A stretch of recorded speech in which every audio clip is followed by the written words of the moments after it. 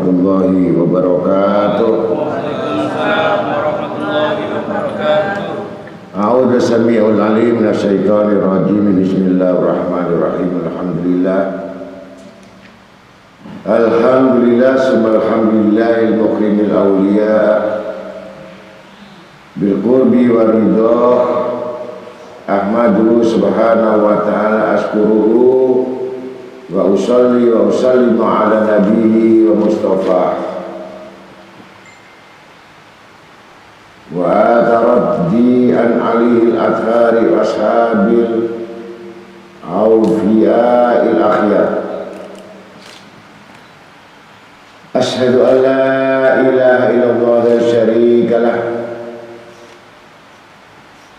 wa asyhadu anna Adam sabatullah wa fitratuhu wa Ibrahim khalilullah wa Musa kalimullah wa Isa ruhullah wa Muhammadan abduhu wa rasuluh habibullah. Allahumma salli wa sallim wa barik wa karrim wa adim ala sayyidina wa nabina wa habibina syafi'ina wa qatwatuna wa imamuna wa qurrati a'yunina wa maulana Muhammad.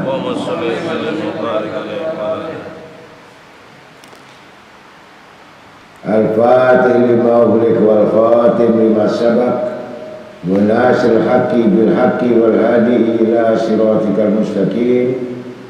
Sallallahu wa sallam alaihi wa ala alihi wa ashabi haqqa qadrihi wa miqdarihi al-azim. Amma ba'd. Wa qalu ta'ala fi kitabil karim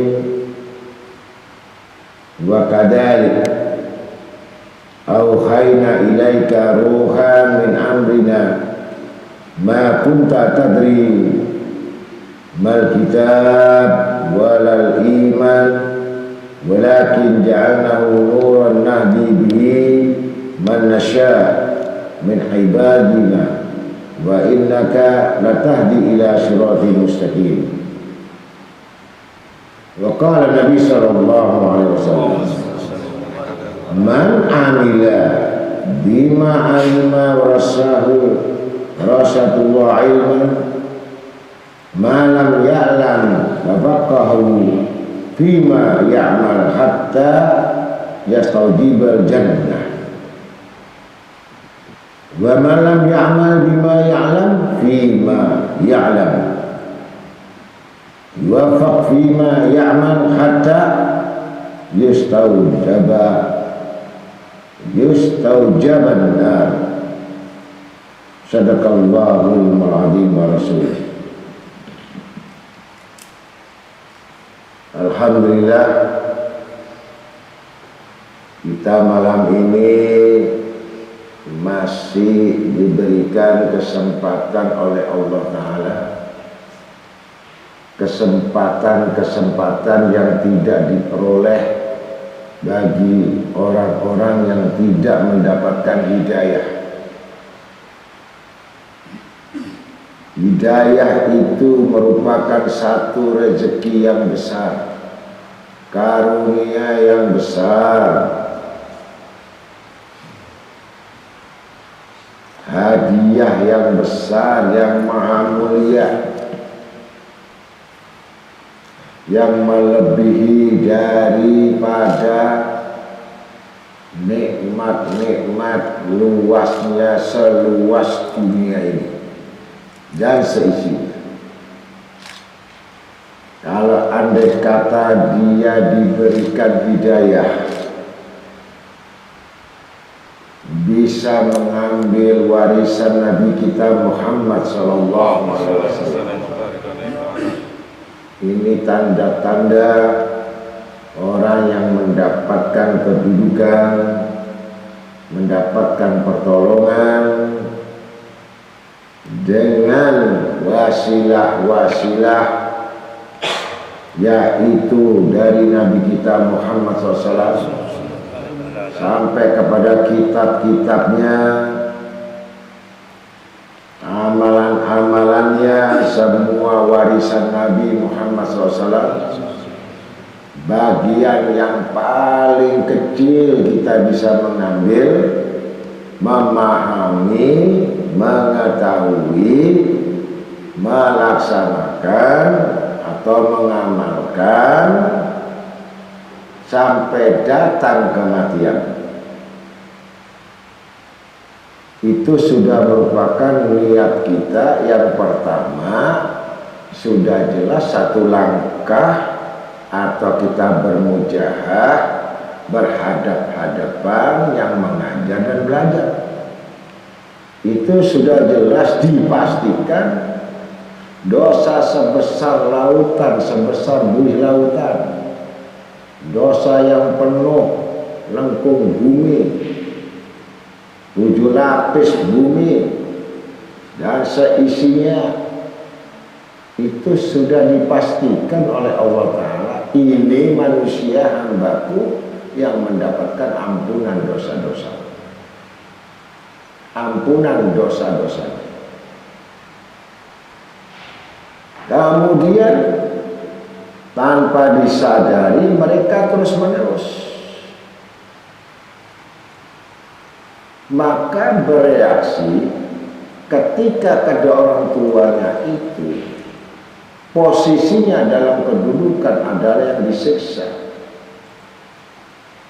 karena kurangnya amal, kurangnya taat, kurangnya ibadat. Maka dari teman-teman yang dari neraka itu bingung karena dijemput dari neraka itu, langsung dipindahkan dengan cahaya itu masuk surga. Maka bertanyalah ahli neraka ini kepada orang yang tadi masuk neraka, kok bisa masuk surga? Maka jawabannya dia mengatakan, berkat istighfar, berkat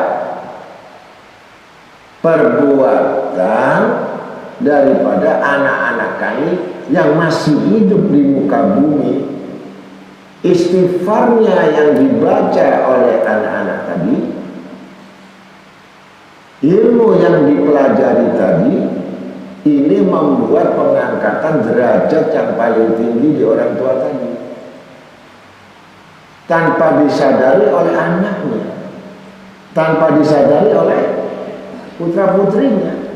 Kalau ini memindahkan satu posisi yang dari masuk neraka masuk ke surga, maka irilah yang di dalam neraka itu karena dia memiliki putra-putri yang tidak paham satu ayat,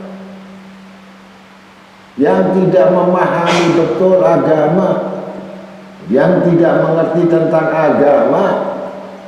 Begitu dia mengetahui kedudukan bahwa ayat-ayat ini adalah kendaraan-kendaraan yang untuk masuk surga, tanpa disadari anaknya. Bahkan lagi orang tuanya yang harus kedudukan surga itu ada bertingkat-tingkat. Setiap perbuatan amal soleh anaknya itu mendapatkan derajat lagi, satu derajat lagi, sampai mendapatkan derajat bisa bertetangga dengan Nabi Muhammad SAW.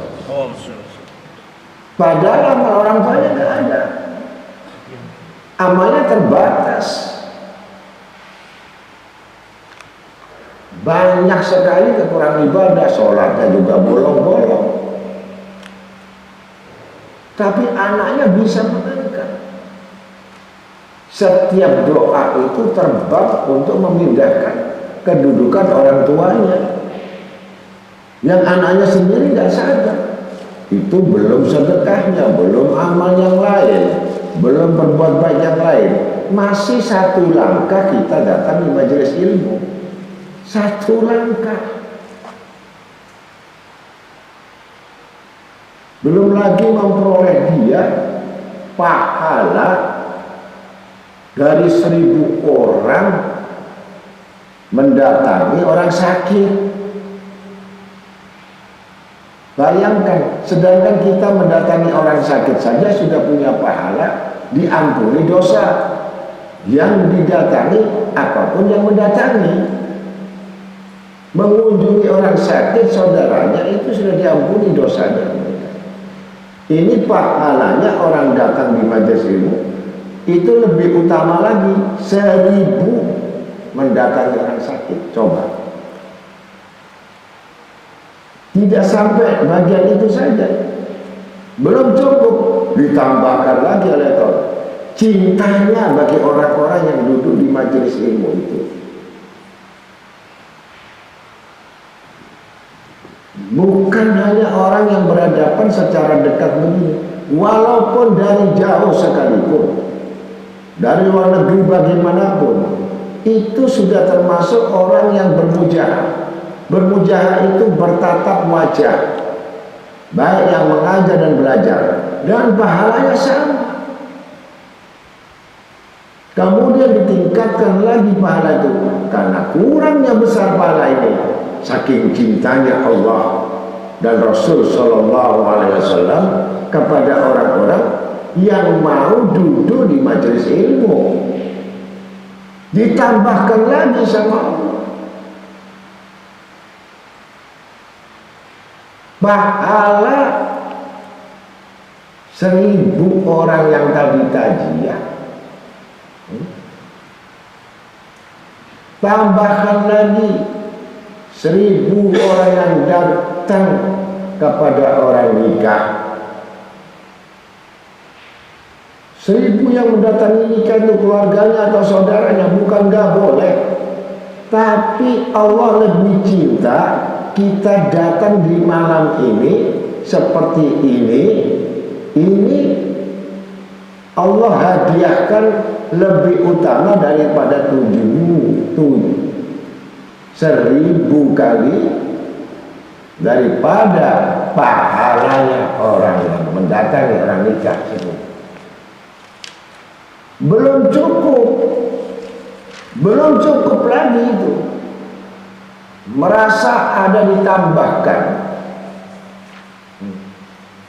lebih utama, lebih afdal, dan pasti diterima daripada kamu diam di rumah dengan sholat 1000 rakaat sunnah. Betapa tinggi dan berharganya orang duduk di majelis ilmu. Hanya saat, walaupun dia jelis, hanya bentuk 1 menit, 15 menit, sekejap, dia mendapatkan satu pemahaman ilmu yang benar-benar diyakini tidak akan mampu manusia itu meyakini sesuatu. Pertama itu beriman, yang kedua meyakini bahwa apa yang disabdakan Nabi Muhammad SAW ini adalah shadaku, hakun, benar. 3000 belum cukup, kami tambahkan lagi supaya kita paham betul keuntungan-keuntungan yang tidak ada waktu dan kesempatan lagi hal-hal itu, karena penuntutan ilmu tidak akan bisa dikodok. Hilangnya waktu berarti hilangnya masa, hilangnya masa berarti hilangnya kesempatan, hilangnya kesempatan berarti kerugian. Maka diturunkan oleh Allah Ta'ala dalam hadis Sayyidina Ibnu Abbas, mereka di atas kepala mereka ada 70.000 malaikat yang mengepakkan sayapnya, yang mengembangkan sayapnya di atas kepala mereka. Kecintaan Allah sampai didatangkan 70.000 di atas kepala kita, malaikat yang mengepak-ngepak sayapnya Bukan cukup untuk menaungi saja di atas kepala kita, diperintahkan lagi malaikat ini tambahkan dan wajib untuk memintakan ampun kepada orang-orang duduk di majelis. Kita duduk di majelis 70.000 malaikat, mulai kita duduk awal sampai akhir tidak berhenti bertasbih dan beristighfar untuk orang-orang yang datang mengajar atau belajar.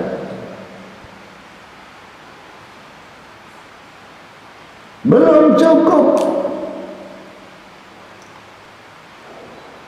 Kalau kita umpamanya ditunjukkan di atas kepala kita ada malaikat, tentu kamu tidak akan beranjak atau bergerak dari tempat-tempat majelis ilmu, karena gembiranya dapat naungan. Betapa gembiranya dimintakan ampun yang pasti akan diterima oleh Allah Ta'ala, karena malaikatnya adalah bentuk pengabdiannya. Belum cukup lagi, kurang banyak, kata Allah Ta'ala. Maka Allah bertanya kepada malaikat, hai malaikatku, apakah mereka itu tahu? Maka si hamba tadi yang duduk seperti kita yang mendengar itu pasti menjawab tidak tahu. Bagaimana kalau dia tahu duduknya yang sesaat itu sudah dibangunkan rumah surga? Sesaat. Apakah dia tahu tiap detik, tiap menit akan mengalir kenikmatan-kenikmatan surga? Tiap detik, bukan tiap jam. Setiap perhatian dan pandangan, setiap hembusan. Apakah dia tahu kalau dia mendapatkan surga itu ada tambahan? Ziyadatun ni'mah. Ya Rabb, kata malaikat, saya tidak tahu. Kata malaikat, mereka tidak tahu. Bagaimana andai kata dia tahu? Niscaya mereka tidak akan bangkit, dia akan beranjak dari tempat-tempat majelis ilmu. Karena besarnya karunia Allah yang begitu murah, lebih murah dari segala yang murah, dan lebih murah daripada orang tua, ibu kandungmu yang murah dan yang manjakan kamu.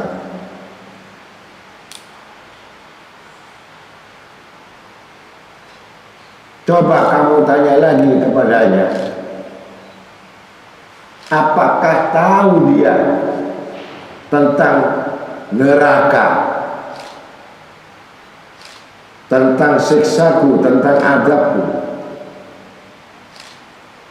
Bagaimana kalau dia tahu bahwa pemadam daripada pendingin yang bisa mematikan neraka jahanam, yang bisa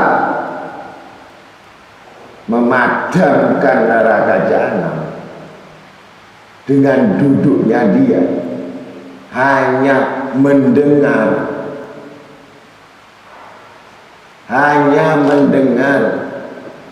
masih belum memahami, belum mengerti, belum melaksanakan. Andai kata dia tahu bahwa duduknya memadamkan api neraka, atau besarnya neraka yang menakutkan, yang menghancurkan tulang-tulang di dalam tubuhnya, niscaya mereka makin mengharap pengampunanmu. Ya Rabb, ini keutamaan. Bahkan tidak bangkit Masih ditambahkan lagi, ketika dia beranjak untuk meninggalkan tempat, sama sekali bersih dari dosa, bersih dari segala-gala yang mengotorinya. Kalau kita niatkan seperti itu, kalau kita niatkan seperti hal-hal, yaitu dengan proses iman, kemudian kita kuatkan dengan yakin, kita tidak lagi meragukan.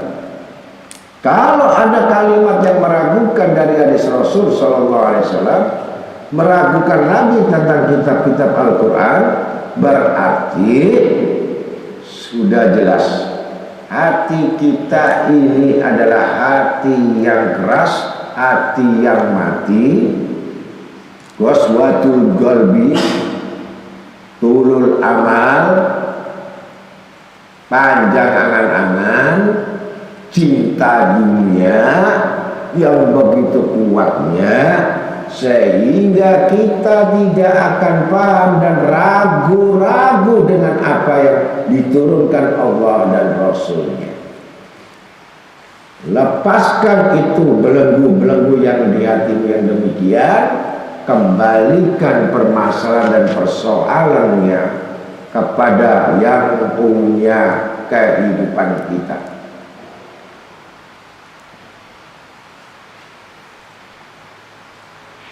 Maka sudah jelas yang demikian,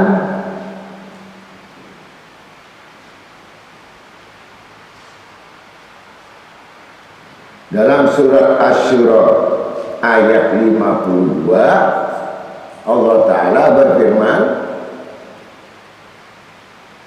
dan demikianlah kami wahyukan kepada Muhammad wahyu dengan perintah Allah. Sebelumnya kamu Muhammad tidaklah kamu mengetahui apa itu Al-Quran.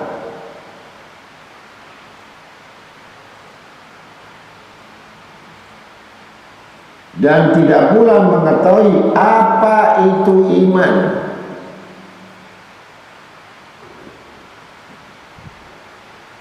Tetapi aku jadikan Al-Quran itu dari nur atau cahaya yang aku beri petunjuk. Al-Quran nur, Nabi Muhammad nur, semua dari nurnya Allah, cahaya Allah.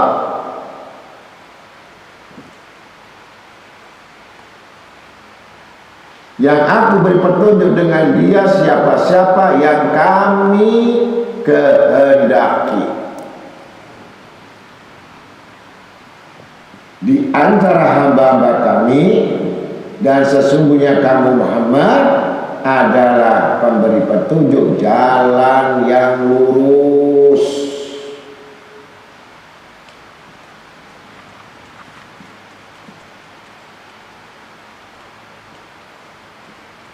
Jadi kita bersyukur kita mendapatkan petunjuk malam ini, bisa kita mendengar, belum mengamalkan, belum membuktikan, hanya kita masih dalam tahapan mencoba untuk meyakini. Dan jangan lupa, sekali lagi jangan lupa, begitu murah dan mudahnya semua yang diperoleh oleh umat Nabi Muhammad SAW ini, justru kemurahan Allah yang begitu besar yang tidak diberikan pada umat-umat Nabi yang lain. Nabi yang dulu nggak dapat seperti kita, sampai Nabi Musa kepingin jadi umatnya Nabi Muhammad SAW. Mulianya umat Nabi Muhammad karena fadilahnya, karena keutamaannya melebihi dari semua amal kebaikan, balasannya, hukumannya setimpal. Di situ marahnya Syaitan bin Iblis bin Jahannam geram melihat umat Nabi Muhammad. Dia akan bersikeras, akhirnya mohon lagi kepada Allah Ta'ala. Yang dulu sudah mohon zaman Nabi Musa, Nabi Ibrahim, tapi tidak. Permohonan yang terakhir itu dasar ketika umat Nabi Muhammad SAW mendapatkan upah pahala dari 10 sampai 700 kali balasannya, sedangkan kejahatan keburukannya cuma 1 kali. Maka mendatangi lagi kepada Allah Ta'ala, bersumpah lagi, mintanya sambil bersumpah, demi Allah, aku iblis yang nyawaku digenggam, aku mohon kepadamu bahwa aku adalah yang ditetapkan selama-lamanya neraka jahanam. Untuk itulah aku mohon sekali lagi kepada engkau yang asalnya dari surga, aku dikeluarkan di dunia dan ditempatkan di neraka. Tapi permohonanku ini adalah permohonan yang sungguh-sungguh, yang nantinya sama-sama di neraka jahanam. Maka apa permintaan iblis? Ya iblis, minta apa lagi kau? Tangguhkan aku, jangan kau matikan aku sebelum aku menjerumuskan anak cucu Adam, sebelum mereka masuk neraka bersama-sama aku. Saking besarnya untuk dapat surga ini, mendapatkan pahala yang 1000 tadi, iblis berusaha agar menjatuhkan kedudukan martabat manusia ini sebagai pengikutnya, agar meragukan semua apa yang dijanjikan Allah, agar meragukan semua ayat-ayat Allah, agar meragukan semua ucapan Rasul Sallallahu Alaihi Wasallam. Disinilah bisikan hembusan-hembusan, khotir-khotir iblis, bisikan iblis ini yang bersama khotir-khotir hawa nafsu, kemudian bisikan-bisikan kuatnya keinsanan, khotir itu bisikan, sehingga kita berat untuk melangkah menuju ibadah, kita berat untuk menuju mendatangi gudang-gudang perbendaharaan Allah, kita berat untuk di majelis ilmu, kita berat dengan banyak alasan-alasannya. Alasan itulah yang membuat adalah iblis, halangan-halangan itu yang membuat adalah iblis.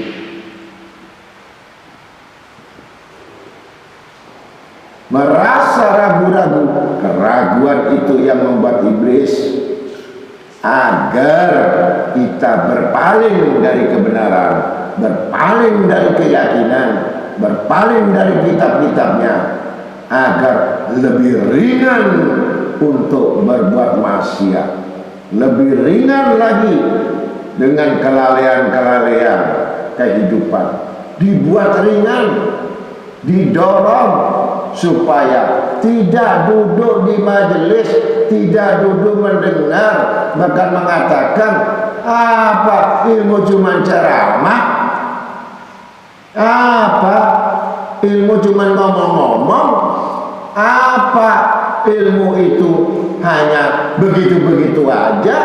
Ini sebenarnya bukan manusia yang bicara, iblis laknatullah. Dakwah ini sudah diawali daripada ucapan baginda Nabi Sallallahu Alaihi Wasallam,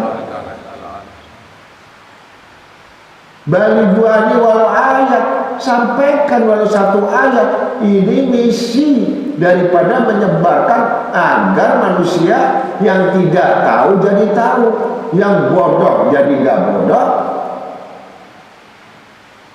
Agar kita berjalan itu tidak terhalang, rezekinya diluaskan. Orang ngaji itu rezekinya diluaskan, semua masalah dimudahkan. Dan rezeki yang tidak disangka-sangka, yang tidak pernah dipikirkan, dia akan dapatkan. Ini jaminan orang-orang yang melangkah menuntut ilmu. Jadi kalian gak perlu banyak mikir bagaimana nasib saya, bagaimana rezeki saya. Kalau sudah perintah Allah kita jalankan, perintah Rasul kita jalankan, ya sudah, mengalir saja. Gak seperti hanya orang-orang yang tiap pagi, tiap malam, tiap siang kejar dunia, kejar semua usaha, kejar semua rezeki, nggak dapat. Andai kata dapat, nggak berkah. Dapat 1 juta, butuhnya 10 juta. Dapat 100 juta, utang 1 miliar. Terus kejarlah ilmu, kejarlah akhirat, dunia ikut, asal benar-benar kita tunduk dan taat kepada Allah Ta'ala. Udah dikasih jaminan, rezeki dapat gak disangka-sangka, dosanya diampuni, orang tuanya diampuni, kehidupan dunia cukup, akhirat selamat, surga dapat. Iblis yang gak mau. Jangan kita ini bisa masuk surga. Kalau perlu boleh masuk kubur langsung seksa, begitu. Biar sama-sama nanti satu komunitas dengan iblis.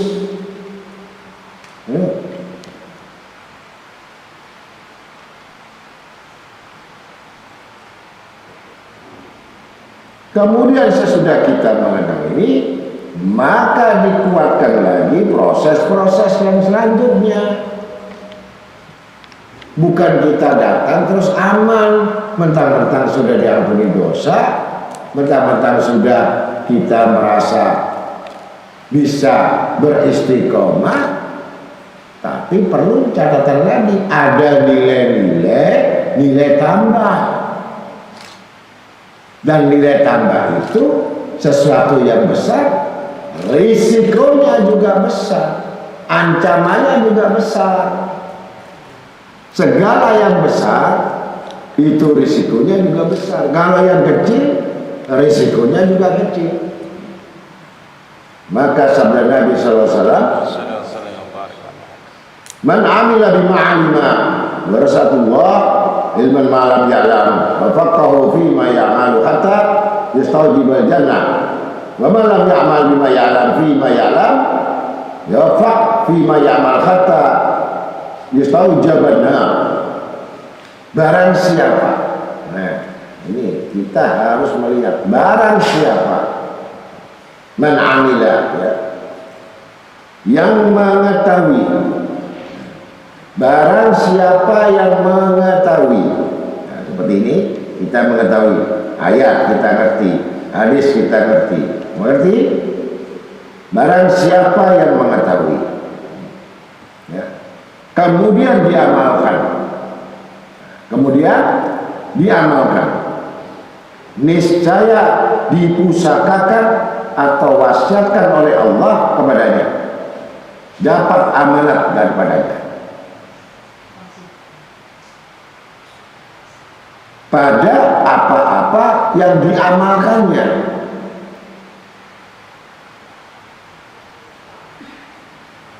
Sehingga ia memperoleh betul-betul surga. Nah, kalau tidak diamalkan, berarti yang tadi dijanjikan surga dapat kira-kira.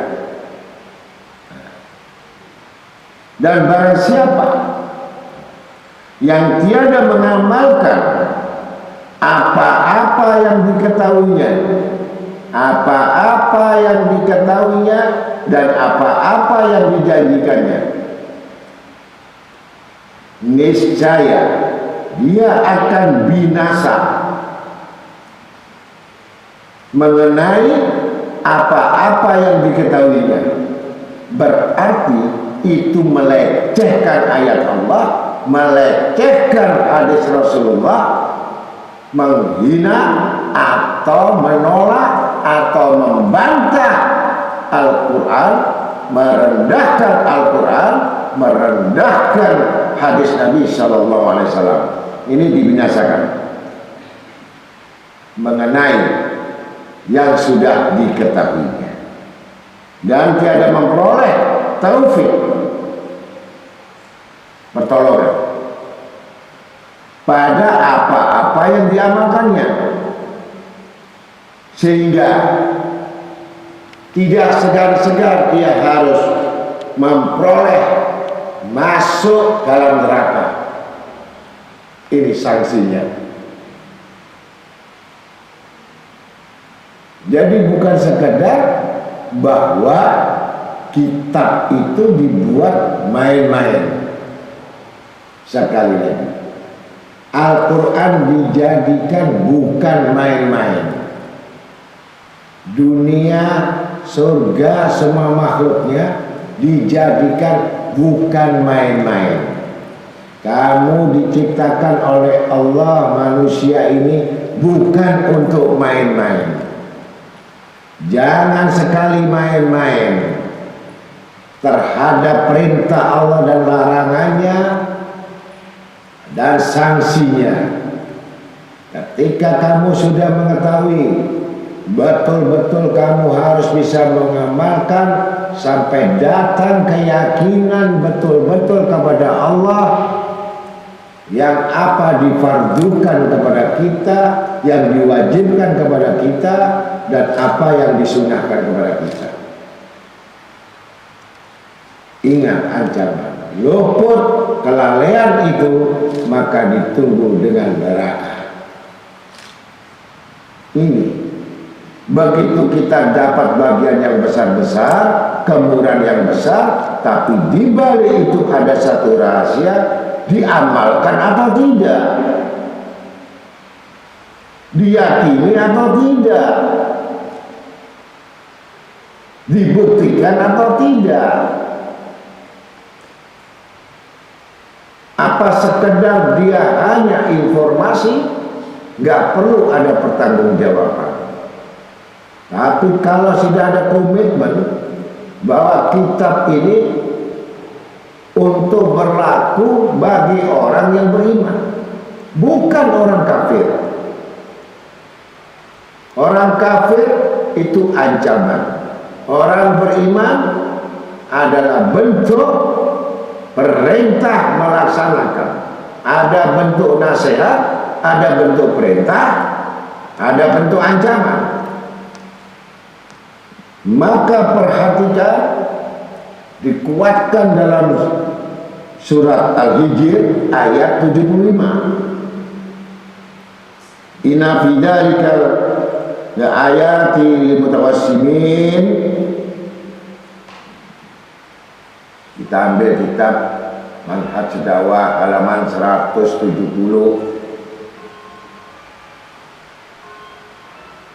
Sesungguhnya tentang hal-hal itu menjadikan keterangan bagi orang-orang yang memperhatikan tanda-tanda.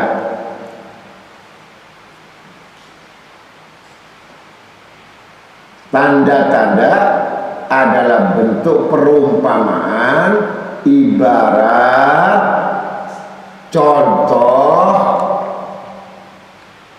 Melihat bintang siapa yang menciptakan, matahari siapa yang menciptakan, bulan siapa yang menciptakan, siapa yang menggerakkan, siapa yang menenggelamkan, siapa yang memunculkan, yang sudah kelihatan di alam semesta. Tanda-tanda agar semua apa kehidupan ini ada yang menciptakan.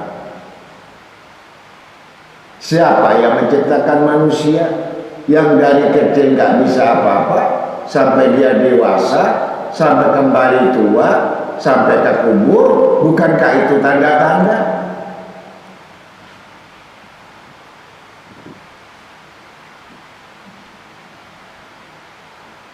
Ini semakin kita menguatkan keyakinan-keyakinan kita, makin banyak sujud, makin banyak mengharap, makin banyak berzikir, makin banyak mendekat. Waktu berjalan cepat, umur singkat. Kematian itu kehidupan awal yang tidak pernah putus. Gak ada tua, gak ada muda. Selamat atau siksa, siksa selamanya. Tidak ada hitungan 1 juta tahun atau 5 juta tahun. Itu kekal. Orang senang juga kekal. Maka berpuasalah di dunia ini. Kamu akan senang nanti di akhirat. Jangan kamu senang-senang di dunia ini.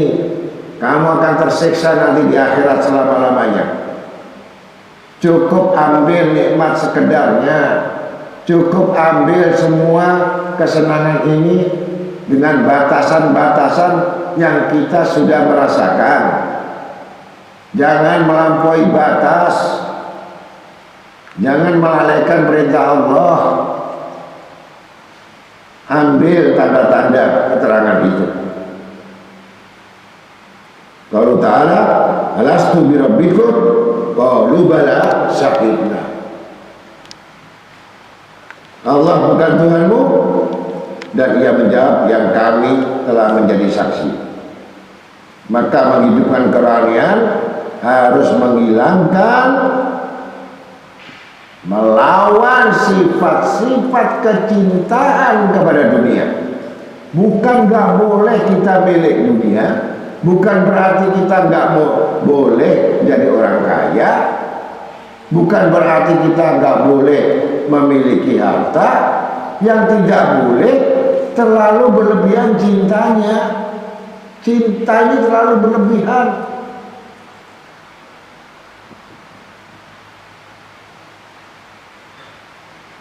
Ini caranya mengurangi volume kecintaan dunia ini untuk menghidupkan, mengisi hidupnya rohani. Maka orang yang cinta dunia ini belum mati sudah mati. Itu mayat berjalan. Karena gak ada rohani sama sekali. Gak ada dipikirkan, bekal mati gak punya. Ini rohaninya mati. Nah, itu baru kita mengalahkan wajib. Kalau untuk menghilangkan nafsu itu, keserakahan itu, dambaannya itu terhadap dunia semata-mata, wajib untuk menghidupkan rohani hatinya.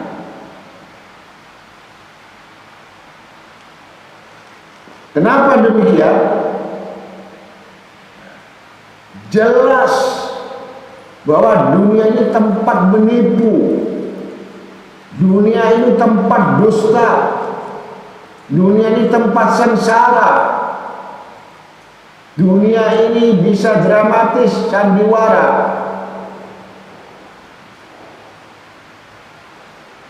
dan dunia ini isinya tempat kesengsaraan dan perceraian.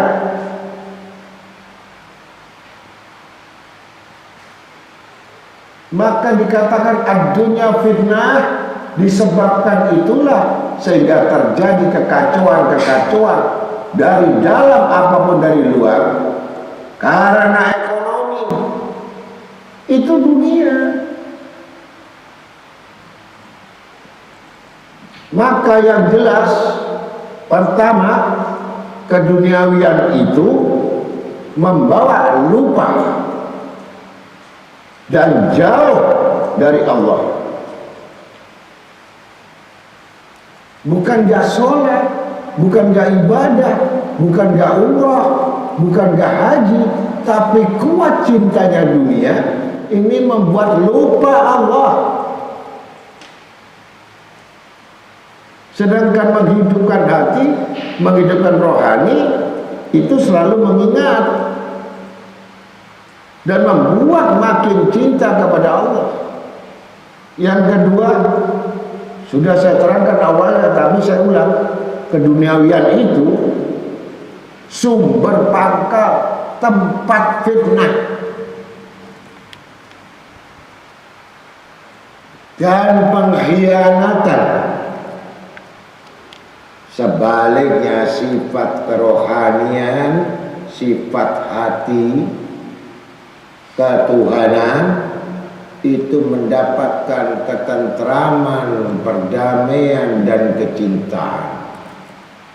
Maka orang yang beriman, orang tentram, sejuk hatinya. Nggak ada isinya gejolak-gejolak di dalamnya. Indah orang yang beriman, walaupun dia nggak megang uang, walaupun dia nggak punya uang, cukup yang dimakan, lebih kaya dari orang kaya yang resah itu.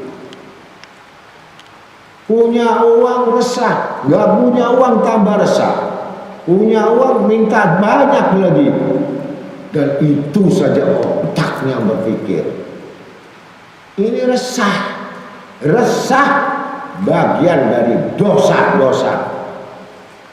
Semakin kamu resah, semakin nambah tulisan dosa, semakin menambah azabnya Allah. Begitu.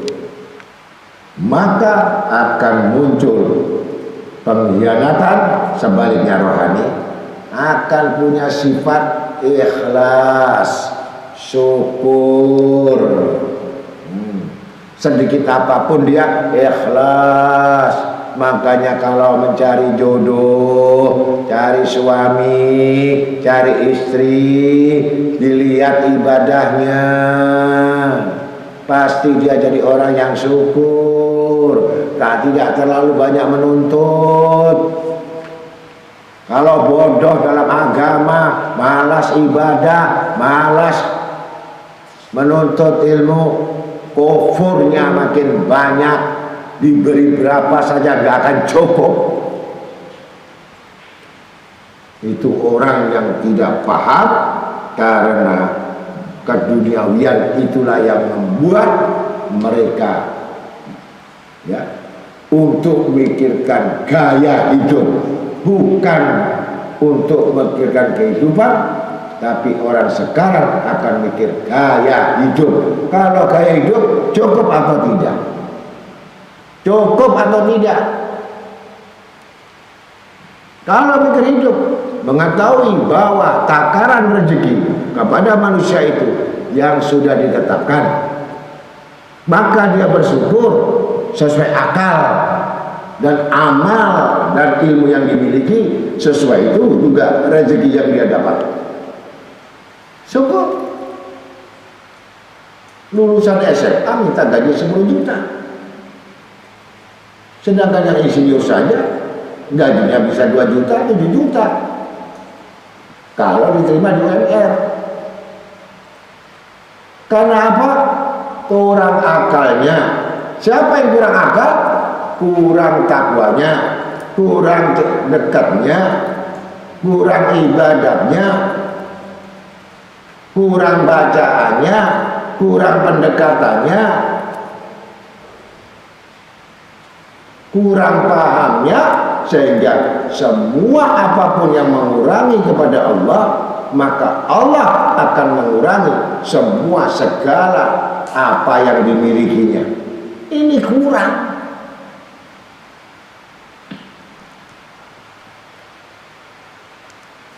Keempat, ketiga, keduniawian itu jelas tempat permusuhan, kebencian, Sebaliknya kerohanian tempat perdamaian, tempat kecintaan. Coba gampang, kamu punya sahabat mulai kecil 15 tahun lamanya. Kamu coba pinjam uang 10 juta jangan dibayar. 10 juta pinjam jangan dibayar. Marah atau tidak?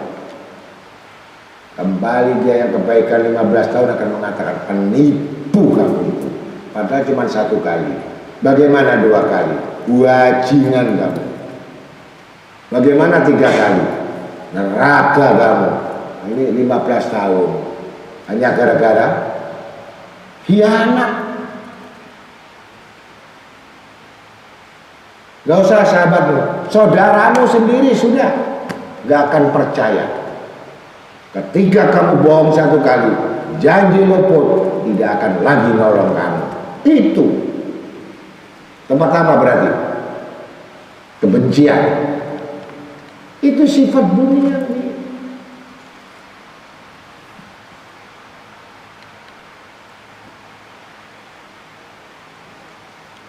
Keempat, duniawi itu tempat kedoliman, sesat. Dolim itu ya, kalau enggak dolim didolimi, kalau enggak didolimi kamu mendolimi. 3 itu pangkat manusia di dunia. Kalau enggak paham agama, kalau enggak paham kitab, enggak paham Quran, enggak paham hadis, itu sudah dolim.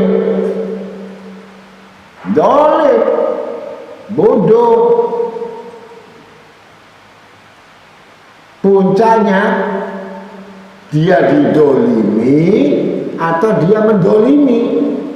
Berputar aja permainannya, dolim, mendolimi atau didolimi. Kalau bodoh didolimi, kalau dia pintar mendolimi. Karena asalnya dolim.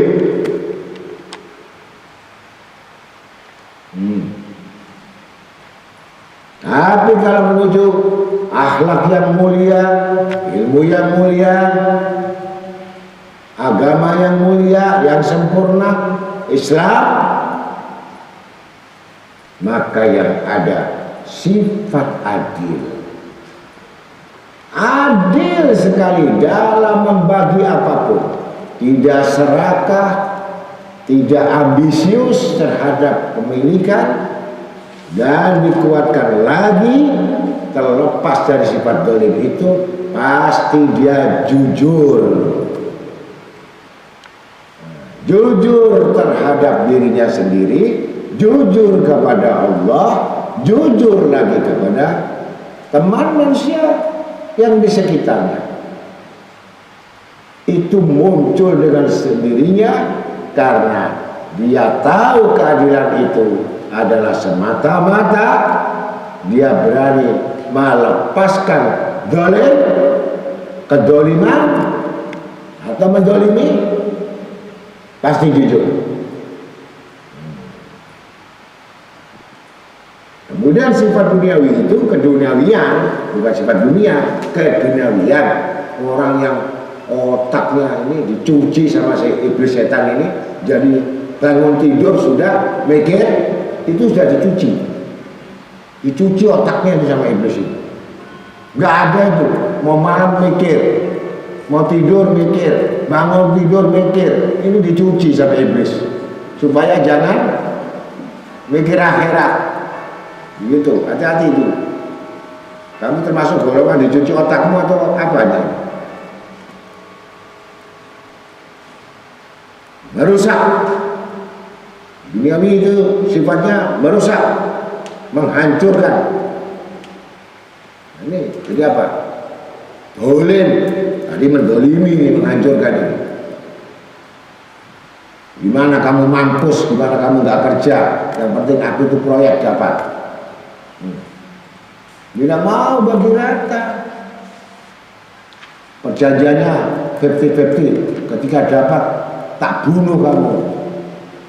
Coba Sudah banyak kita lihat di TV-TV. Karena bagian-bagian mana terjadi pembunuhan-pembunuhan. Penghancur. Serakah. Jadi yang kaya itu hatimu dulu, bukan hartamu. Buat kaya dulu hatimu. Isi zikir, isi sholat, isi sholawat, isi istighfar, isi semuanya, sehingga kita penuh muncul hati kita ini berupa rahmat Allah Ta'ala. Turun rezeki, turun kebaikan, turun yang namanya sifat adil, turun sifat kejujuran, tidak ada sifat merusak. Tapi kalau kita perbaiki hati kita tadi, maka akan membangun, menghidupkan hati, menghidupkan rezekinya, menghidupkan kebaikannya, menghidupkan cahayanya, makin bercahaya. Manusia setiap melihat segan, laki perempuan segan. Karena apa? Dia sudah didampingi oleh malaikat. Mereka didampingi kemana-mana oleh malaikat. Siapa yang mengganggu? Malaikat yang nempelin itu. Siapa yang mau begini? Malaikat selalu maju dulu. Sebab apa? Selalu menjaga dia wudhunya, selalu menjaga zikirnya, selalu menjaga waktunya, yang mendahulukan kewajiban-kewajiban Tuhannya, perintah-perintah Tuhannya, mengerjakan apa yang disunahkan oleh nabi-nabinya, dilengkapi semua proposal, niscaya dia lebih mulia dari orang yang mulia. Dia berharga daripada yang berharga.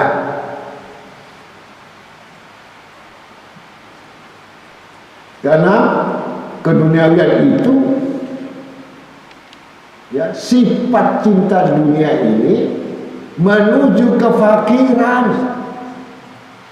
Orang selalu memburu dunia ini fakir. Bikin pabrik, bikin ini bisa, gak lama 3 tahun disita bank. Fakir, punya mobil 5, kredit semua. Gak bisa bayar, besok pindah rumah karena malu tetangganya. Habis pakai Mercy, terus baru pakai Mercy-Kill. Ini orang-orang yang sudah melanggar, jadi miskin, ya. Hubbud dunya rasulul khoti'ah. Cinta dunia itu sumber pangkal rusak, sumber pangkal kesalahan, sumber pangkal fitnah, sumber pangkal dari pengkhianatan, sumber pangkal dari kebencian, sumber pangkal dari segala dosa, khoti'ah. Hadis Nabi SAW, bukan gak boleh kita kerja, bukan kita gak boleh mikir dunia, bukan gak boleh kita ngumpulin duit,